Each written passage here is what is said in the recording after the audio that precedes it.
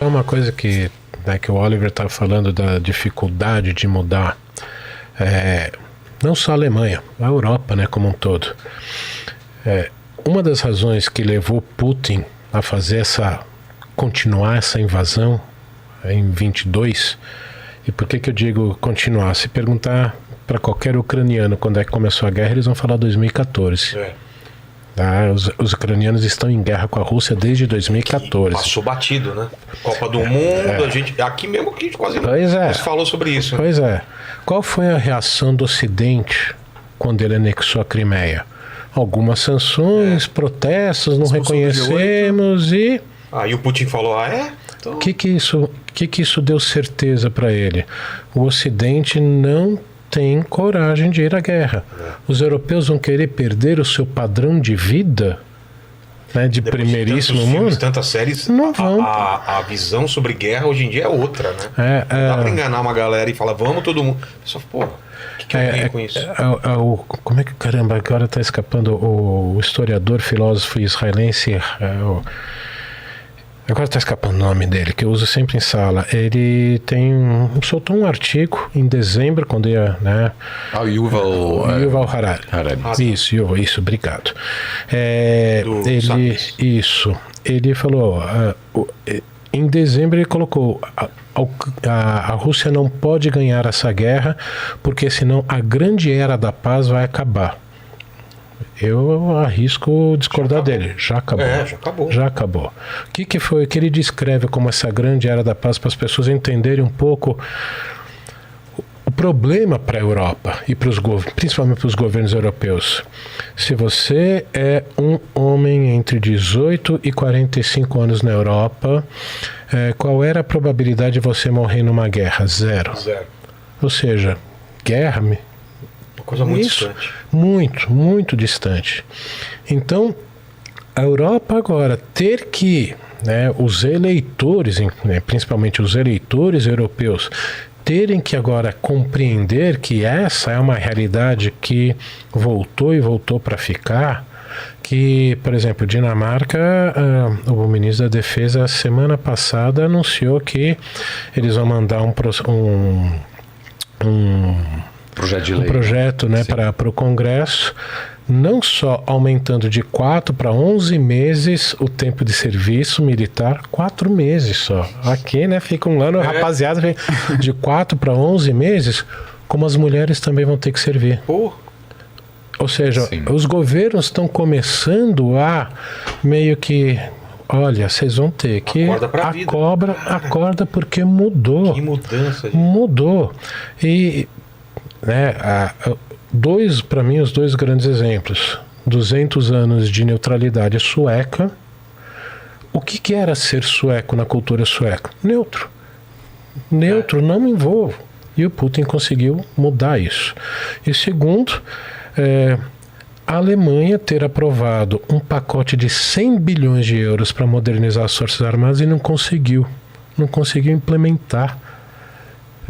Isso mostra a obsolescência da estrutura militar alemã, que agora teve que mudar. O Macron tá elevando o discurso. Sim, só antes de falar sobre essa questão, assim, na verdade, o Macron, e aí eu queria muito também ouvir vocês a respeito, eu acho que assim, o Macron enfrenta eleições para o Parlamento Europeu. Agora? Acho que em junho. Caramba, Parlamento Europeu é junho. Então ele não está no... ou seja, ele não pode perder, ele não pode sair do poder, mas a extrema-direita francesa pode triunfar. E um dos temas onde ele enxerga uma vulnerabilidade da Marine Le Pen é sua relação um tanto... estranha assim com a Rússia, de ter recebido financiamento e ela claramente possui aí uma retórica de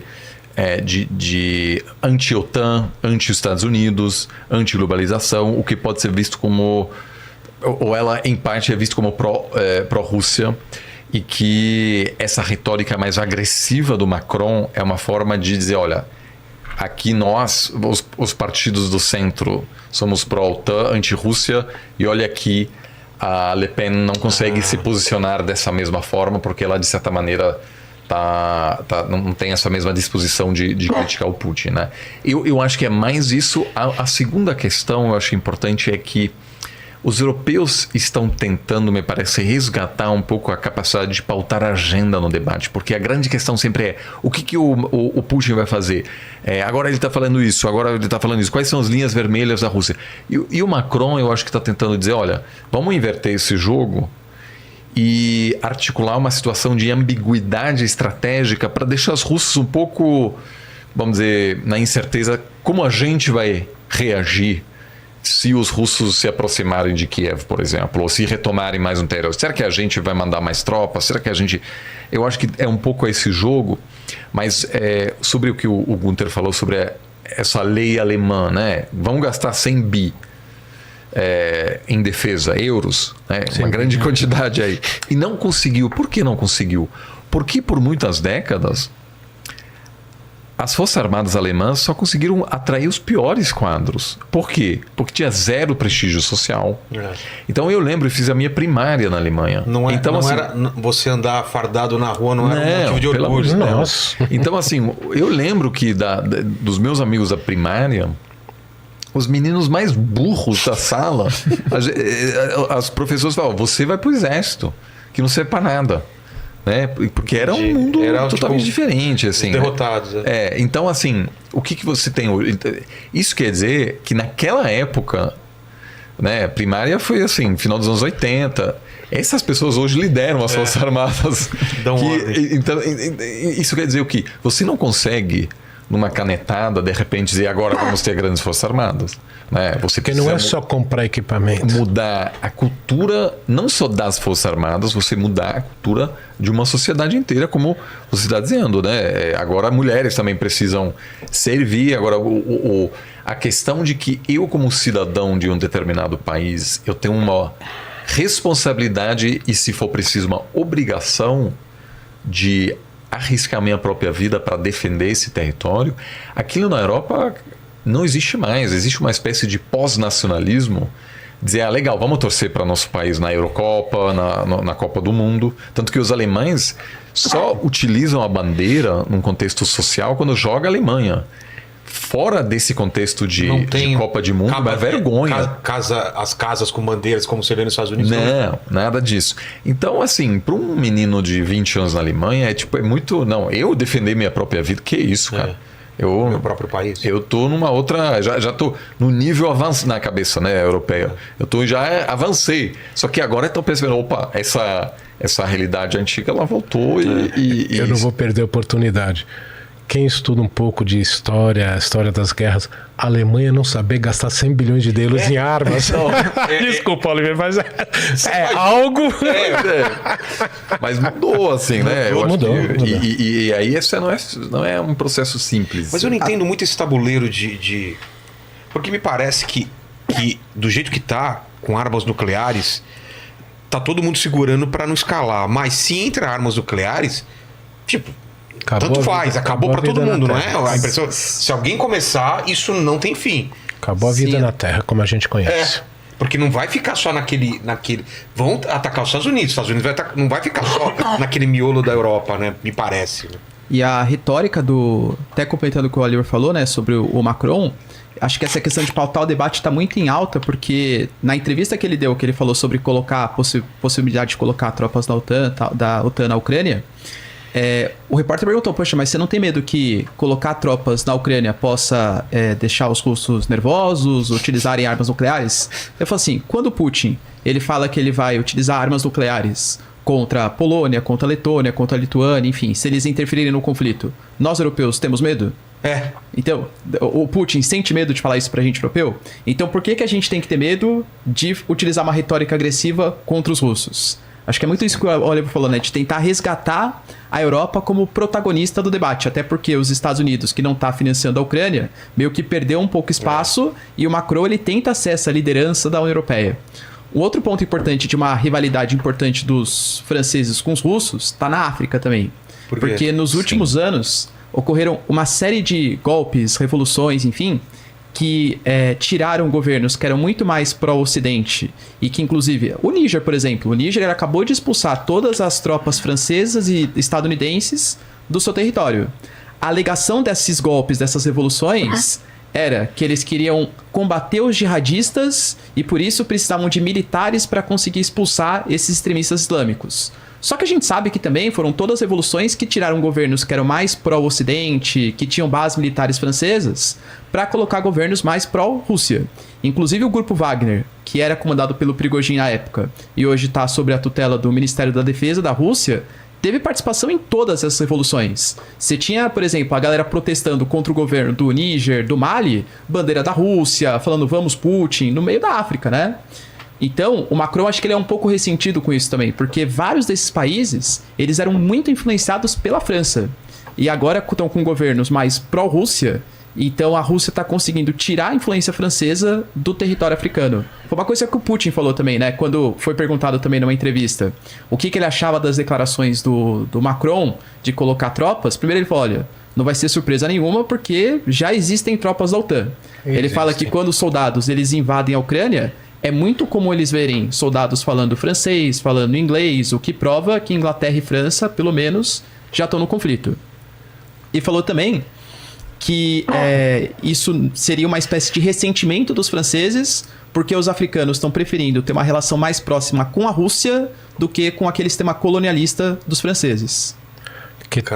Que tem soldados lá, forças especiais tem, mas é lógico que o Putin aproveita para ampliar, como se fosse uma coisa total. Até brasileiro já morreu. Entrevistei o brasileiro que tinha voltado depois do papo, ele mora no Rio de Janeiro, tá lá de novo. E morreu um brasileiro faz um tempo. Morreu. Então, da Europa tem um monte. É lógico que ele aproveita, né, para dar aquela esticada. E ele é mestre, né? Ele é mais do que mestre em saber, né, pegar e virar contra o seu oponente.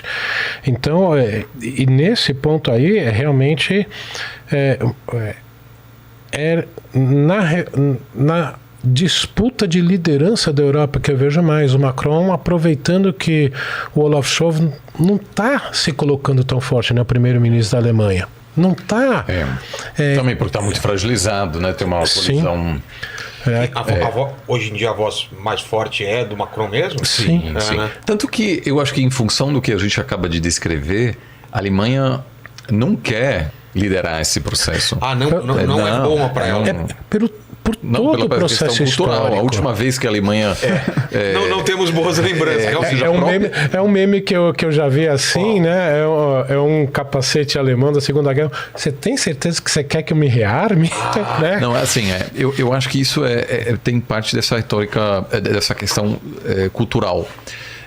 Diferentemente da Rússia, que passou por um colapso geopolítico, um trauma geopolítico, a Alemanha absorveu aquilo. Sim. E despediu-se, e não só na retórica, mas culturalmente, de qualquer ambição geopolítica. E disse, nós não somos uma grande potência, nem queremos ser. Obviamente isso foi facilitado pelo fato de ter um grande aliado dos Estados Unidos dando proteção. Mas a Alemanha, depois dessa experiência traumática, e veja que a vitória dos aliados contra a Alemanha, em alemão hoje é lembrado como o dia da libertação. Ou seja, não é derrota, é a melhor coisa que aconteceu para a Alemanha. Foi a derrota do regime nazista. Ou seja, é muito diferente na Rússia, onde o Vladimir Putin diz aquilo foi a colapso da União Soviética foi terrível. Até no Japão, você não tem no Japão uma consciência pública de dizer aquilo que fizemos na Segunda Guerra Mundial foi terrível, ainda bem que não ganhamos. Lá foi uma coisa um pouco mais... não vamos... Ou seja, a Alemanha é um dos pouquíssimos países que realmente disse a gente não quer... A gente quer fingir que a geopolítica não existe mais. Queremos ser uma superpotência econômica, na área de pesquisa, vender para todo mundo, mas a gente não quer lidar com o assunto geopolítico. Então isso influenciou muito o tipo de liderança que surge num sistema político alemão. Os alemães jamais votariam numa pessoa como Macron, porque o Macron é muito ambicioso globalmente. Os alemães não querem uma pessoa que fala mal em público, tem uma péssima oratória. Todos os líderes alemães, depois das últimas décadas, são péssimos oradores, porque uma pessoa que fala muito bem em público, os alemães já dizem, aquilo aí não estou gostando, assim, é muito... Então, é assim que a cultura política acaba produzindo lideranças que refletem essas preferências, né?